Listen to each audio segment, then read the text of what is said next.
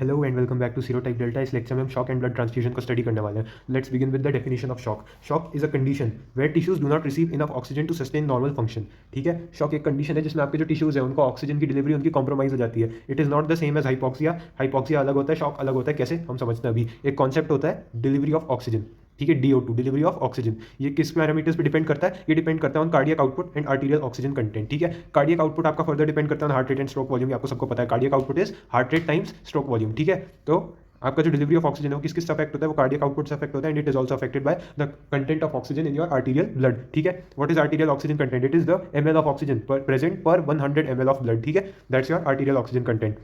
अगर आपकी delivery of oxygen fail हो रही है because of failure in cardiac output, यानी कार्डियक आउटपुट में कमी पड़ गई, हार्ट रेट कम हो गई, स्ट्रोक वॉल्यूम कम हो गया, कार्डियक आउटपुट गिर गया, दैट इज शॉक। ठीक है, लेकिन अगर आपकी डिलीवरी ऑफ ऑक्सीजन फेल हो रही है because of lack in arterial oxygen content, यानी आपका जो आर्टीरियल ऑक्सीजन कंटेंट है ऑक्सीजन ही नहीं है आर्टरीज में, तो that is not shock, that is a problem of oxygenation and that is called as hypoxia. ये आपकी ऑक्सीजनेशन का इशू है and it is hypoxia. Hypoxia is not the same as shock. ठीक है, आर्टीरियल ऑक्सीजन कंटेंट की वजह से fall हो गया आपका DO2, दैट इज हाइपोक्सिया। और अगर कार्डियक आउटपुट की वजह से फॉल हो गया दैट इज शॉक। ठीक है, shock is a circulatory problem, जबकि जो hypoxia it is a problem of oxygenation in blood. ठीक है, how your body control circulation. Body तीन पैरामीटर्स के थ्रू सर्कुलेशन कंट्रोल करती है, the heart rate, the stroke volume and the systemic vascular resistance. Heart rate और stroke volume साथ में आपका कार्डियक आउटपुट कंस्टिट्यूट करते हैं। कार्डियक आउटपुट क्या होता है? Heart rate into stroke volume.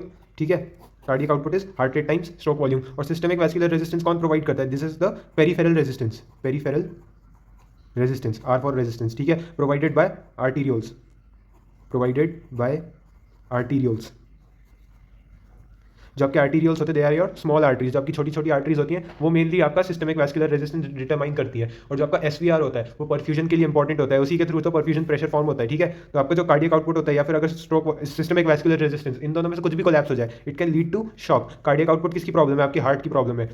और SVR is the problem related to your arterials यानी ब्लड वेसल्स। ठीक है, अच्छा SVR कब कोलैप्स होता है? फॉर एग्जांपल एसिडिक कंडीशन में, अगर आपको ब्लड में एसिडोसिस हो गया है तो फिर क्या होता है कि जो आपकी ब्लड वेसल्स होती हैं उन पे जो अल्फा 1 रिसेप्टर होता है ना, कैटेकोलामीन्स का, एड्रीनलिन, नॉरएड्रेनालिन, आइसोप्रिनालिन एक्सेट्रा, इनको रिस्पॉन्ड करने वाला, जिसकी वजह से वेसोकॉन्स्ट्रिक्शन होता है, वो अनरिस्पॉन्सिव हो जाता है। उस पर जो एड्रीनलिन, नॉरएड्रेनालिन, अल्फा 1 का, इसके ऊपर अल्फा 1 के ऊपर कैटेकोलामीन्स का असर कम होने लग जाता है एसिडिक कंडीशन में। उसमें क्या होगा? उसमें आपकी सिस्टमिक वैस्कुलर रेजिस्टेंस कोलैप्स हो जाती है which can lead to shock. ये हम डिस्ट्रीब्यूटिव शॉक में पढ़ेंगे। ठीक है, how your body tries to respond to shock. एक कॉन्सेप्ट होता है कॉम्पेंसेशन का। ठीक है, मान लीजिए आपका BP गिर गया शॉक की वजह से, तो जो आपके बैरो रिसेप्टर्स होंगे they will trigger a response. ठीक है, बैरो रिसेप्टर्स एक्टिवेट होंगे कहाँ होते हैं? कैरोटिड आर्ट्स में, सॉरी कैरोटिड साइनस में होते हैं एंड एओर्टिक आर्ट्स के अंदर प्रेजेंट होता है आपके बैरो रिसेप्टर्स। ठीक है, जो आपकी body at will attempt to fix the shock by controlling cardiovascular system related factors and volume related factors. CVS factors कौन से होते हैं? आपके हार्ट और ब्लड वेसल वाले फैक्टर्स। और वॉल्यूम फैक्टर्स कौन से होंगे? आपके जो ब्लड में एक्चुअल ब्लड का जो वॉल्यूम है उसको। ठीक है, बॉडी बेसिकली सिंपल टर्म्स में क्या करेगी? सिंपल टर्म्स में बॉडी कहेगी हार्ट को ज्यादा काम करो, वेसल्स को बोलेगी कॉन्स्ट्रिक्ट हो जाओ, और जो आपके वॉल्यूम रिलेटेड फैक्टर्स है उसका क्या मतलब है? ब्लड वॉल्यूम बढ़ाने की कोशिश करेगी बॉडी, कोशिश करेगी सारे प्रॉब्लम्स में एक साथ सॉल्व कर दूं। ठीक है, तो आपके CVS फैक्टर्स कैसे अफेक्ट होंगे? आपका सिंपैथेटिक सिस्टम ऑन हो जाएगा। ठीक है, BP कम होते ही आपका सिंपैथेटिक सिस्टम ऑन होगा। सिंपैथेटिक सिस्टम क्या करेगा? हार्ट रेट बढ़ाएगा। ठीक है, पॉजिटिव क्रोनोट्रॉपिक इफेक्ट, कॉन्ट्रैक्टिलिटी बढ़ाएगा, पॉजिटिव आयोनोट्रॉपिक इफेक्ट। ठीक है, और सिस्टमिक वैस्कुलर रेजिस्टेंस को बढ़ाने की कोशिश करेगा ताकि जो परफ्यूजन है वो इंप्रूव हो सके। जो आपका परफ्यूजन है यानी जो आपके आर्टीरियल्स हैं उनको वो वेसो कॉन्स्ट्रिक्शन करवा देगा। ठीक है, परफ्यूजन इंप्रूव करने की कोशिश करेगा टिश्यूज में। उसके अलावा वॉल्यूम रिलेटेड फैक्टर्स में क्या होगा? इसका मेन गोल क्या होता है? Increase circulating volume. ठीक है, आपके वॉल्यूम रिलेटेड फैक्टर्स में मेन टारगेट ये है कि जो ब्लड सर्कुलेट हो रहा है उसका वॉल्यूम बढ़ाना है। ठीक है, वो कौन कौन से पैरामीटर से बढ़ेगा? वो कौन कौन से मैकेनिज्म से बढ़ता है? एक तो आपका रास सिस्टम होता है, रेनिन एंजियोटेंसिन एल्डोस्टेरोन सिस्टम, ये एक्टिवेट हो जाएगा।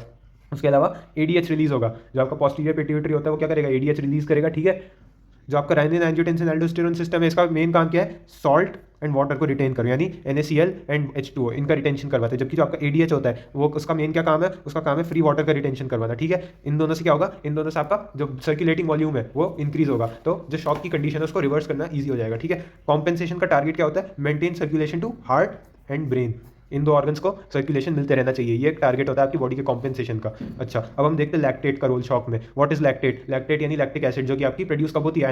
एनारोबिक रेस्पिरेशन में प्रोड्यूस होती है। एनारोबिक रेस्पिरेशन क्यों हो रहा है? क्योंकि ऑक्सीजन नहीं आ रहा टिश्यूज को। शॉक में क्या होता है? मान लीजिए if compensation fails and shock is not reversed in time, the tissues will switch to anaerobic respiration. ठीक है, आपके जो टिश्यूज है वो एनारोबिक रेस्पिरेशन करेंगे, उनको जिंदा तो रहना है। ठीक है, जो आपका पायरुवेट होगा, pyruvate from glycolysis is converted to lactate. जो आपका पायरुवेट होगा it will be change to lactate instead of Krebs cycle. Normal mechanism क्या होता है एरोबिक में? क्रेब्स साइकिल में जाता है, क्रेब्स साइकिल में ऑक्सीजन फाइनल इलेक्ट्रॉन एक्सेप्टर होता है, ATP प्रोड्यूस होता है 32 ATP पर ग्लूकोज। लेकिन इसमें क्या हो रहा है? इसमें आपके पास ऑक्सीजन तो आ ही नहीं रहा, तो पायरुवेट का क्या करे? पायरुवेट लैक्टेट में चेंज हो जाता है। ये जो लैक्टेट है, लैक्टेट के लेवल्स ब्लड में इंक्रीज होने लग जाते हैं। ठीक है, आपके ब्लड में लैक्टेट बढ़ने लग जाएगा, लैक्टिक एसिड आ रही है ब्लड में, तो क्या होगा, मेटाबॉलिक एसिडोसिस हो जाएगा, ठीक है। इनफैक्ट ये जो लैक्टेट होता है, lactate is use to track the severity of shock. जितना ज्यादा लैक्टेट आ रहा है उतना ज्यादा सिवियर शॉक है, क्योंकि उतना ज्यादा एनारोबिक रेस्पिरेशन हो रहा है, क्योंकि उतनी ज्यादा कमी हो रही है ऑक्सीजन की डिलीवरी में, ठीक है। अच्छा, कॉन्सिक्वेंस ऑफ एसिडोसिस, एसिडोसिस होने से कॉन्सिक्वेंसेस क्या होंगे, क्या होगा एसिडोसिस हो गया तो, एसिडोसिस हो गया तो it will start a vicious cycle, यानी जो शॉक है ये अपनी कंडीशन को खुद वर्सन करेगा।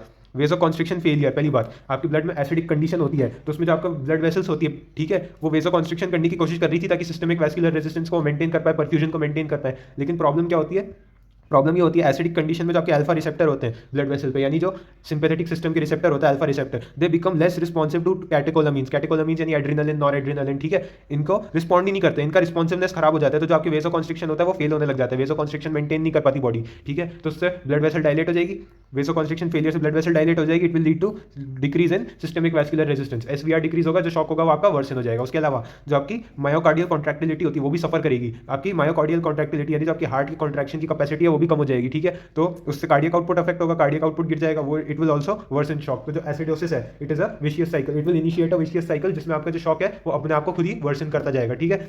इसलिए दैट इज द गोल। और शॉक में और आपकी बॉडी का गोल क्या है, हार्ट और ब्रेन को परफ्यूजन मेंटेन करो, अगर वो बॉडी इनको मेंटेन नहीं कर पाएगी तो क्या होगी, डेथ हो जाएगी।